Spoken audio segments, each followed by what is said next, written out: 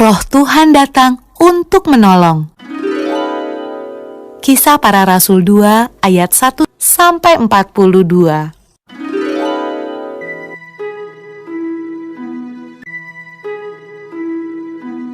Setelah Yesus naik ke surga, murid-murid dan orang-orang yang percaya kepada Yesus berdoa di sebuah ruangan besar.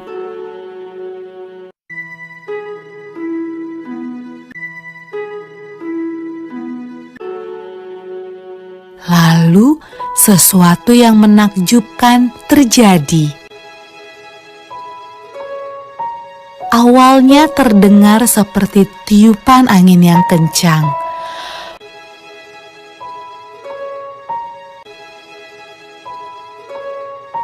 Lalu, lidah-lidah api bermunculan di atas kepala semua orang dalam ruangan itu.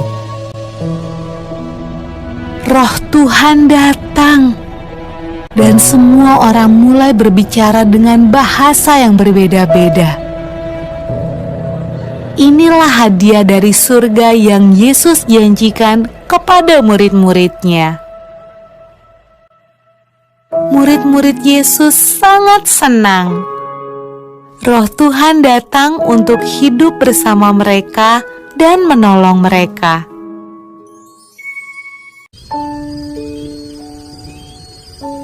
Pada malam ketika Roh Tuhan turun ke atas murid-murid Yesus, ada banyak orang asing di Yerusalem. Mereka berbicara dengan bahasa yang berbeda-beda. Waktu mereka mendengar murid-murid Yesus berdoa, mereka datang untuk melihat suara ribut apa itu.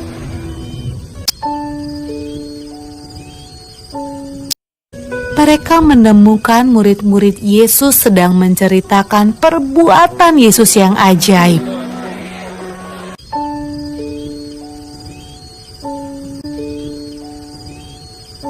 Tetapi mereka semua terkejut karena mereka mendengarnya dalam bahasa mereka masing-masing. Wah, apa artinya ini? Tanya mereka.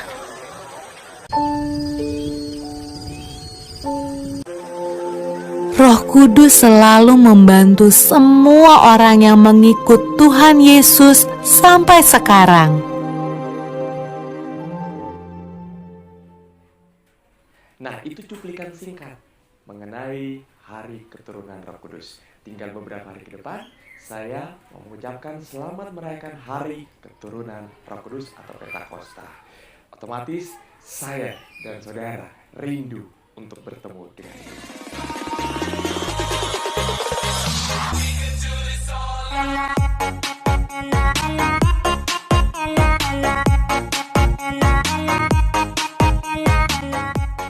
Bila kau izinkan sesuatu terjadi, ku percaya semua untuk kebaikanku. Bila nanti telah tiba waktumu. Shalom. Jumpa lagi bersama saya Pendeta Dani Tutelei dalam acara Covid 5. Kami haus akan firman Tuhan 5 menit saja. Sebelum kita membaca dan mendengarkan firman Tuhan, mari kita satu di dalam doa.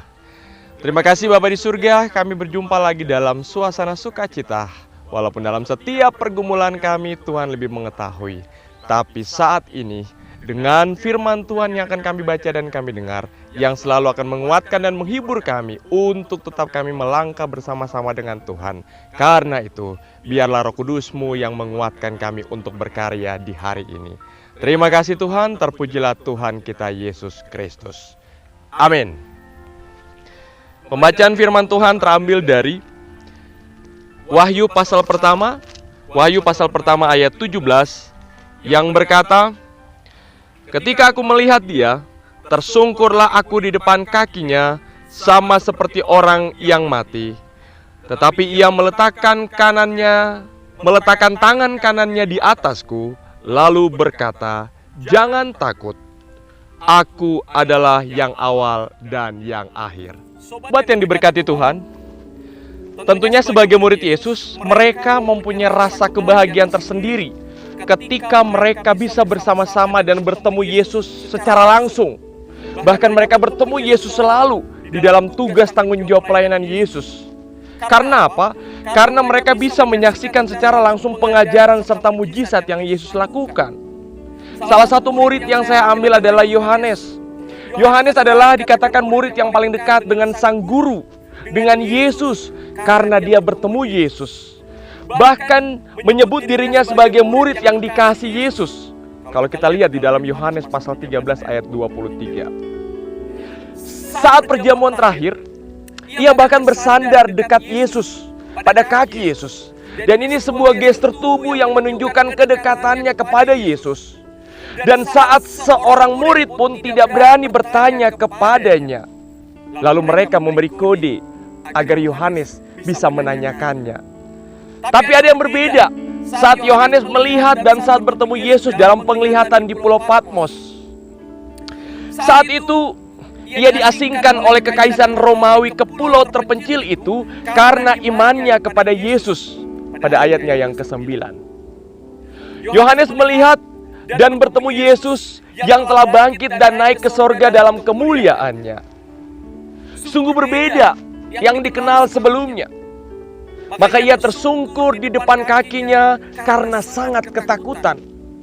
Tapi Yesus saat bertemu Yohanes dan Yohanes bertemu Yesus, meletakkan tangannya di atasnya, memintanya, "Jangan kamu takut." Yesus mengingatkan bahwa dia adalah sahabat yang telah mati, namun kini dia hidup dan berkuasa untuk selama-lamanya. Sebelumnya Yohanes mungkin merasa sangat mengenal Yesus karena sudah bertemu Yesus. Namun pengalamannya di Patmos menyingkapkan sesuatu tentang keilahiannya dan kemuliaannya yang agung. Syukurnya, baik dalam kemanusiaannya dan keilahiannya, Yesus tetap sama. Dia mengasihi saya dan persekutuan kita semua.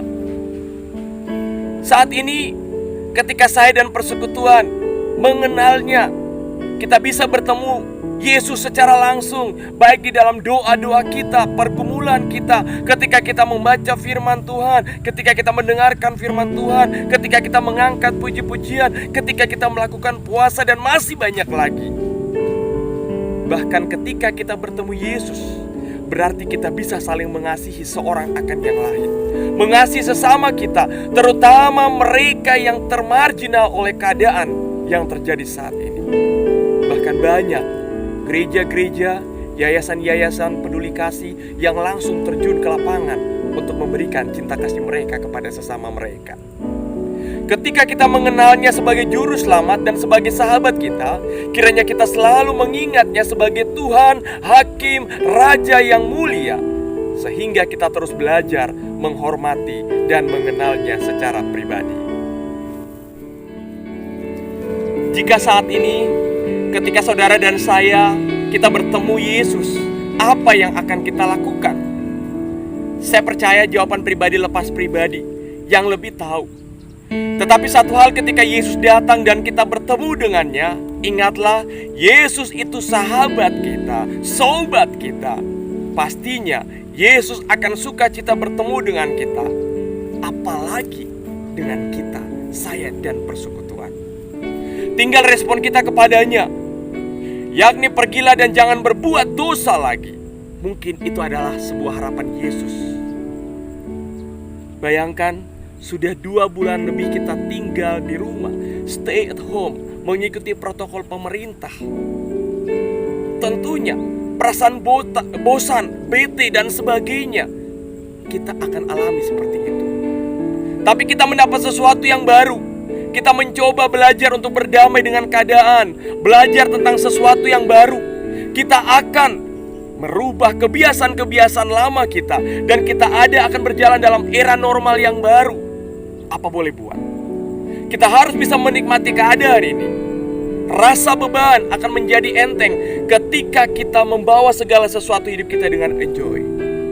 Ingat, ketika kita bertemu dengan Tuhan Yesus, apapun pergumulan kita, semua akan terasa berat. Carilah Tuhan, maka kamu dan saya mendapat sukacita akan luar biasa. Immanuel.